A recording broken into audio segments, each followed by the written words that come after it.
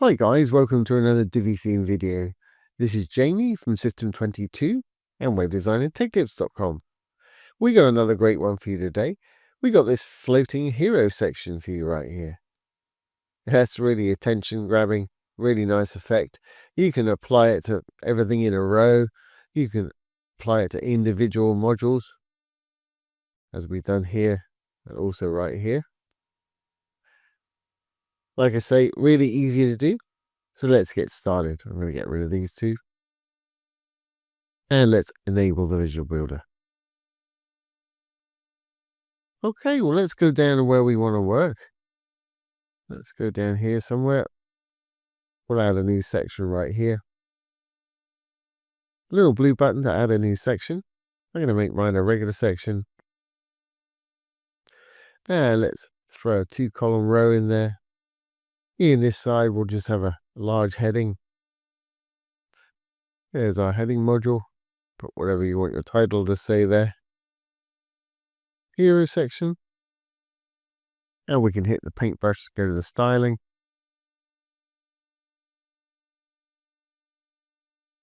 Let's make it bold. And we'll capitalize it.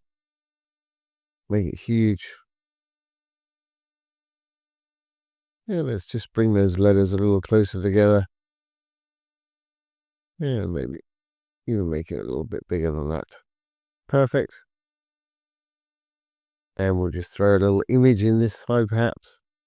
Or a call to action with a button.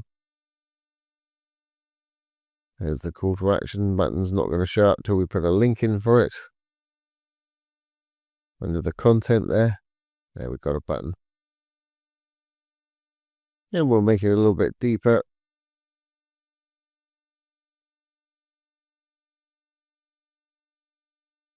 So it's similar to the writing size. Fantastic. And just to make it a little bit more interesting, get a semi-opaque background. Let's also add a little image back there.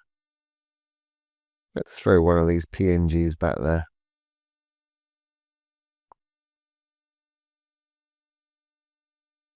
Top left. Let's drag it over a little bit more though. Something like that. That's great. Now let's throw something in the background so we've got something to make this float over the top of. Blue tab for the section. Background. Throw a little image in there. Let's throw that one in there.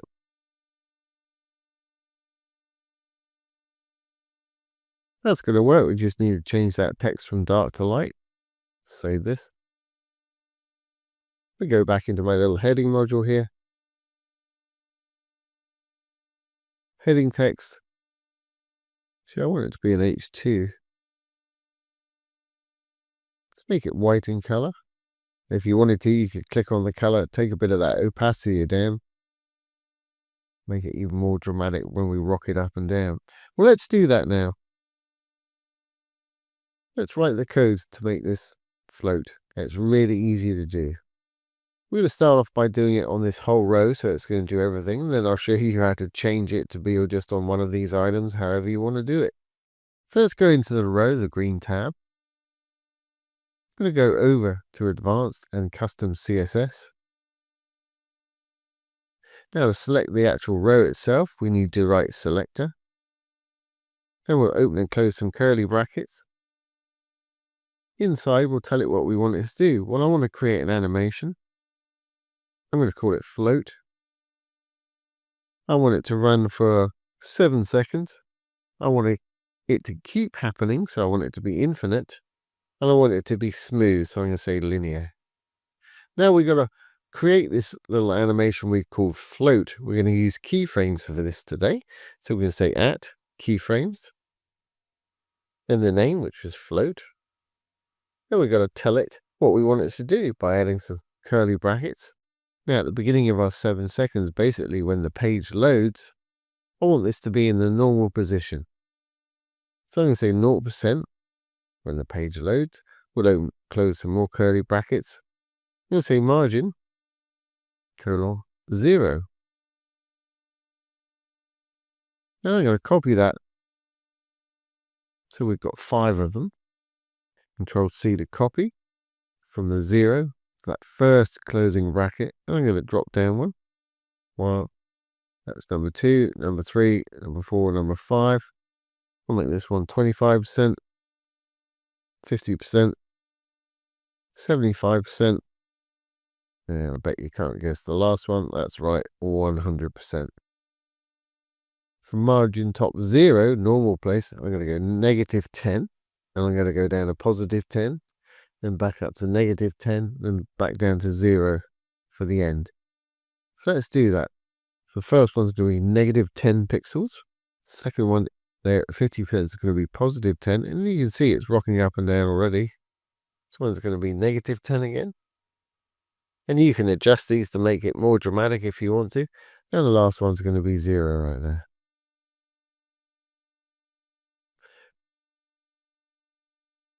Now if we go into our section, to stop that, we can go into design, sizing. We can give it a minimum height.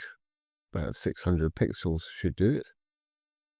Just type in 600, again it'll put in the pixels. It's made it a minimum of 600 pixels height, and you can change that on tablet and mobile if you need to. Fantastic. Let's just save our changes there. Save draft or publish if you're ready. We'll check it on the front end. There's the original one. Let's go on down. There's the one we just created. It's working fine, but our little image in the background there is not doing too good, so we might take that one away. But you get the idea, it's floating up and down nicely. Now, like I say, you don't have to apply it to the row, you can apply it to individual things if you want to. That's very easy to do. So let's do that, and we'll get rid of that little shaky image in the background there. Roll back down to where we were working. I'm sure you're ahead of me on this. Let's just go into this and remove that background image. Background is always under content. There's our little image. Let's just remove that one. But we'll just leave it like that. And also, to stop the whole row doing this, let's just apply it to this little call to action module. We'll go back into the row we were in. Green tab for the row. Over to Advanced, Custom CSS. I'm going to select all of this, Control A. Select all, Control C to copy, Control X to actually cut is what I'm going to do, so it's not in there anymore. Stop going up and down. Just save that. Go back into our module, whichever one you want to make go up and down. Let's do our little call to action here. Like I say, I'm sure you're ahead of me on this. Go down to Custom CSS, just simply paste it in there. Now just this one's doing it. Now there's a third way. If you wanted to use this site-wise and just use a class name on this, we could put this into our custom CSS panel, and instead of selector, we can give it a class name. So I'll show you how to do that. Again, I'm going to cut this. It's already in my clipboard, but I'm going to want it again. So let's get rid of this so nothing's going up and down here. Our animation on the top will still be working because it's a different animation name. Let's just save our page now. And we'll exit the visual builder. Like I say, this is a different animation up here. Let's go down to our dashboard. And you can either go to Appearance and Customize, and you'll find an additional CSS panel down there. Or you can go down to Divi, which is what I'm going to do. Go down to Theme Options. Make sure you're on the General tab. At the bottom, we got a custom CSS panel. Make sure that anything in there, you scoot it down, or you can put this on the bottom if you want to. We're just going to call this float effect. To give it a title, it's /*/. Anything you write in between the stars will not be read as code. Float animation. Great. Let's paste that code down here. That's great, but the selector bit's not going to do us much good. Let's give it a class name. I'm going to call mine mFloat. It's called shorthand for module float. Got a class name right now called mFloat. Because it's a class name, it needs a dot or a period in front of it. Now we have a class name that's going to do all this here. Let's make sure we save our changes till we get that green check mark there. Now if we go back to this home page or any page we want to go to, let's enable the Visual Builder again. And go down to apply it to any module. So apply it to this module right here. Just click on the module. Going to go to advanced. This time we're going to go over to CSS IDs and classes. I'm going to paste that class name in here and float without the dot when you're pasting it in. And you can see it's applying it to that module. Anything else on any page you want on the site, you can do the same thing. That's not floating. Let's make that writing float again. Go into the writing module. CSS IDs and classes. Remember to put it in the class name. Like I say, that'll work anywhere on the site.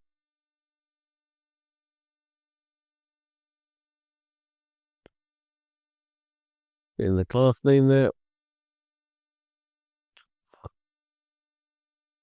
As you see, that's working. So there you have it, guys. Here's how to create a floating hero section like this one, or B, a little animation that you can apply to anything throughout your site. Let's put it in your theme options in your custom CSS here. I'll put the initial code down below the video. You can make up your own class name if you want to do it this way. I'll leave it with selector.